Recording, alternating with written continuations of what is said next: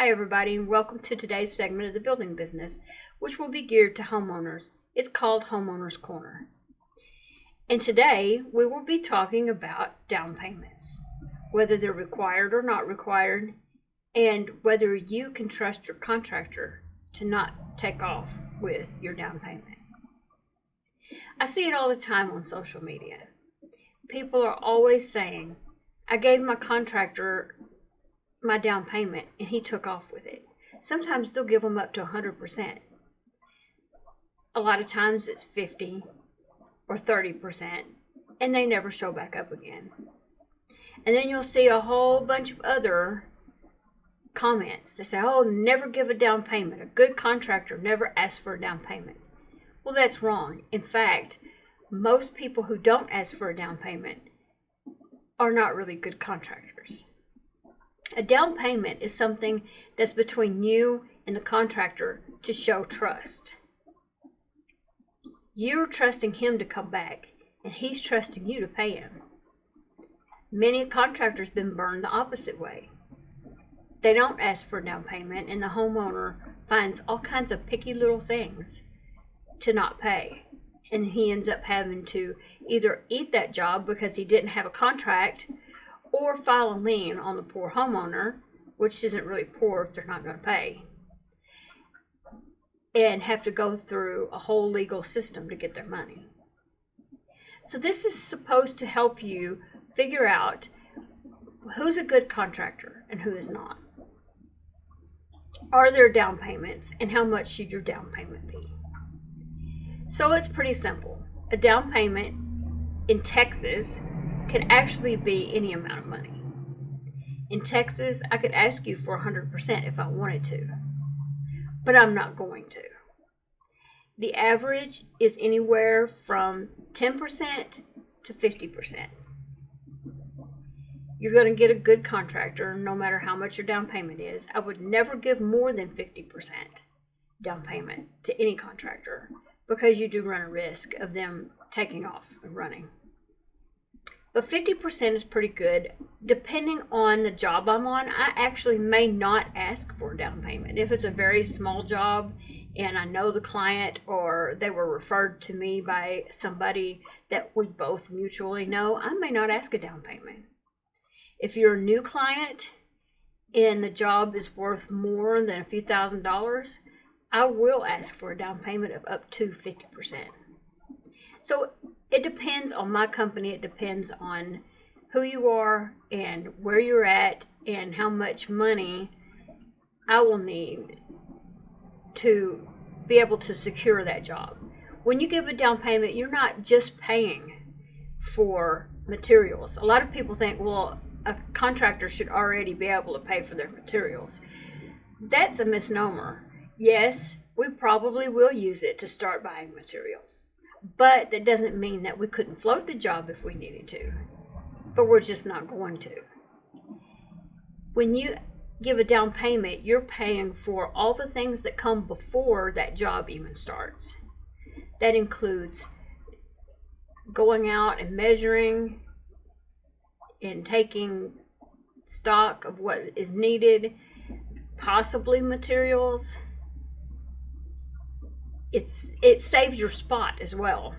I always ask a down payment. Well, I don't always, I said before, but when I ask for a down payment, that secures your spot in my order. So if somebody gives their down payment before you give yours, they're going to come first. So when I ask you for a down payment, I'm securing your spot in my roster so that I can get to you as soon as possible. Now again, it depends on where you live. I know in California, the top amount they can ask is 10%. In Texas, it's unlimited. In different states, it's different things. So you need to research your state and your area to see what the rules say about down payments. I think California is the one that has the smallest down payment at 10%. But that being said, do your research. And that's another thing. How do you know they're not going to take off with that down payment? You've done your research on the contractor. If you have 3 contractors you seem to like, you need to do more research than just a handshake or word of mouth. Number one, do they use a contract? And I'm not talking about a hastily written contract on a piece of notebook paper or a piece of scrap paper that says I'm going to do this job for this amount of money, blah, blah, blah. We're talking about a real contract. My contract, even for a small job, is going to be at least 4 to 5 pages. Because I need to make sure that both I am protected and you are protected. And that's what a contract does, is protect both parties. It protects your money and it protects my money. It protects your safety, it protects my safety, and it protects your property, and it protects my equipment. So a contract is very important. Do not, I repeat, I don't care how honest this person seems, do not hire somebody that doesn't have a halfway decent contract. Read the contract carefully before you sign it.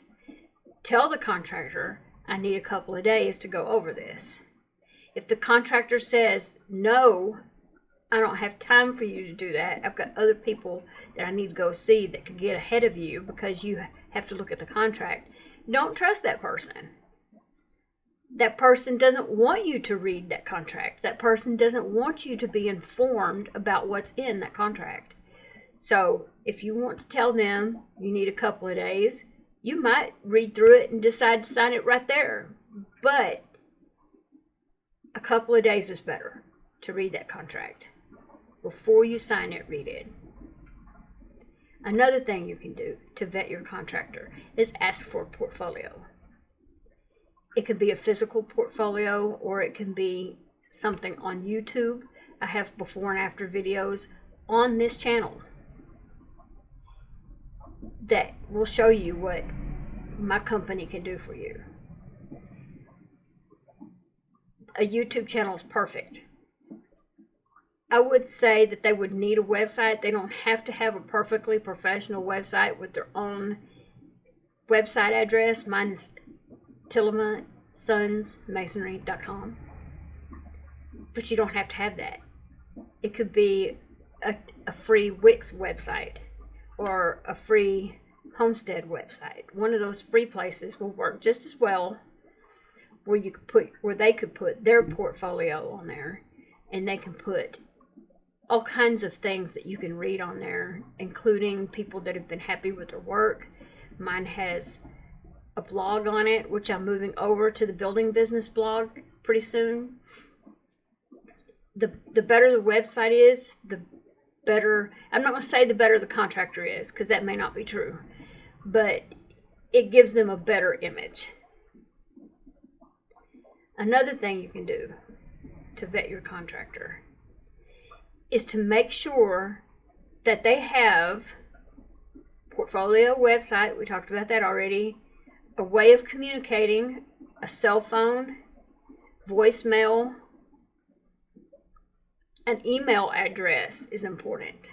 You need to be able to be sure that you can contact this person at any time. Now, I may not call you back right away, but if you leave me a voicemail, I will get back to you. You need to make sure they're open, honest, and call you back as soon as they can. Don't leave you hanging for a week. If it's more than 2 or 3 days and you've called them a couple of times, you might want to find a different contractor. Another thing you can do to vet a contractor is to ask for referrals. Now, referrals can be faked. We all know that. But you can usually tell. So ask for referrals and call the referrals back. So these are just a few things that you can do to make sure that a contractor's not going to take off with your money. Don't be scared of a down payment. Don't be frightened that they're going to take your money because of the things you hear online. There are bad people out there. There are people that will take off with your money if you're not careful. But if you carefully vet the contractor first before you hand over any money, and like I said, Never 100%. Don't give more than 50%. You can be really assured that you've done your homework, and you're probably going to get a good contractor like that. The money is not what makes the contractor. It's his ethics and the way he or she works. If you like them, still research them. And like I said, a handshake is not going to work in this world anymore. I know you want to believe that, and I would work on a handshake. But I've been burnt before by homeowners and by other contractors. And I don't want you to be burnt, and I don't want you to lose your money because of that. Now stay tuned. I'm going to have more of the Homeowners Corner, and we will talk about all kinds of things and all kinds of ways that you and your contractor can get along, and you can get the best out of your project.